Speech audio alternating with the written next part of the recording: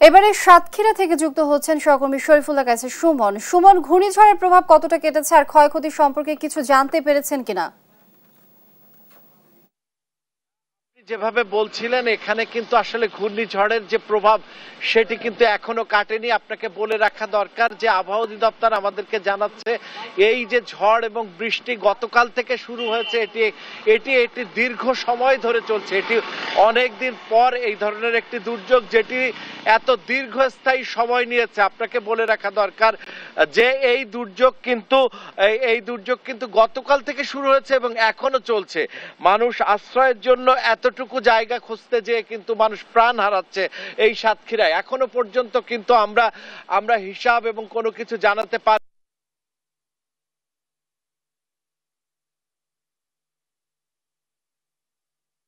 সাথে এলাকায় কাঁচা ঘরবাড়ি কিন্তু ধসে পড়ছে। কিন্তু এই যে বৃষ্টি এবং ঝড়ের কারণে আমরা গন্তব্যে পৌঁছতে ব্যর্থ হচ্ছে এবং যারা উদ্ধারের কাজে তারাও কিন্তু আসলে সেখানে কিন্তু পৌঁছতে পারছে না, যে কারণে প্রশাসন এখনো পর্যন্ত সঠিক সংখ্যাটিও কিন্তু এখনো আমাদেরকে জানাতে সক্ষম হয়নি।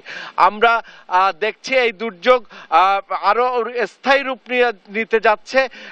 একটা দুইটা পর্যন্ত এই জোয়ার যেটি যে এখন যেহেতু ভরা কাটাল মৌসুম এবং জোয়ার যতদূর যাবে ততদূর কিন্তু আসলে বিপদটি থেকে যাবে বলে আশঙ্কা করা হচ্ছে। এই ছিল সর্বশেষ সাতক্ষীরার। ঘূর্ণিঝড় রিমালের প্রভাবে প্রবল ঝড় বৃষ্টিতে তলিয়ে গেছে চট্টগ্রাম নগরী। দুর্ভোগে পড়েছে নগরবাসী। সবশেষ পরিস্থিতি জানাতে যুক্ত হচ্ছেন সহকর্মী একেএম নাজিম। নাজিম, আপনি নিশ্চয়ই শুনতে পাচ্ছেন, আপনি জানাবেন জলাবদ্ধতার বর্তমান পরিস্থিতি সম্পর্কে।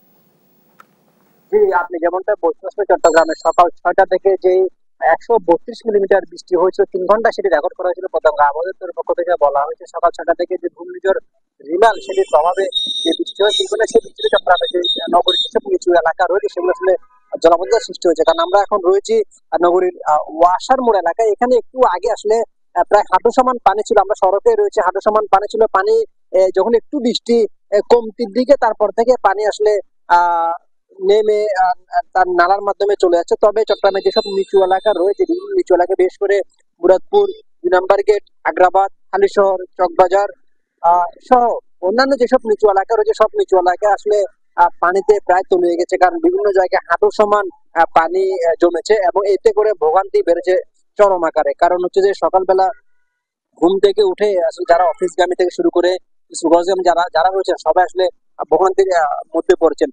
কারণ হচ্ছে যে এই বৃষ্টির কারণে ঘূর্ণিঝড় যে রিমাল, সেই রিমালের যে বৃষ্টি, সেই বৃষ্টির প্রভাবে গতকাল রাতেই মূলত বৃষ্টি শুরু হয়। গতকাল রাতে 1-2 ঘন্টা ভারী বৃষ্টি হওয়ার পরে আসলে আজ সকাল 6টা থেকে চট্টগ্রামে বৃষ্টি শুরু হয়। আমরা একটি খবর পেয়েছি আসলে চট্টগ্রামের একটি নগরের একটি জায়গায় একজন দিন মজুর সম্ভবত সেটি পাহাড়ের সীমানা প্রাচীর ধসে মৃত্যুবরণ করেছেন বলে আমরা জানতে পেরেছি।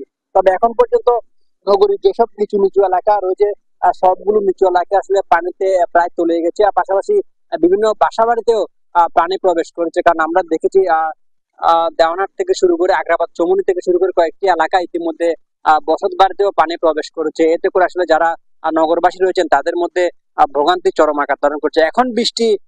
চট্টগ্রামে এখন বৃষ্টি আসলে গুড়ি পড়ছে, কিন্তু ভারী বৃষ্টি একটু পরে শুরু হয়। সে ভারী বৃষ্টির কারণে আসলে চট্টগ্রামে পাহাড় ধসের এটি সম্ভাবনা রয়েছে। কারণ গতকাল রাতে প্রায় রাত 12টা থেকে 2টা পর্যন্ত চট্টগ্রামের ঝুঁকিপূর্ণ যতগুলো পাহাড় রয়েছে সবগুলো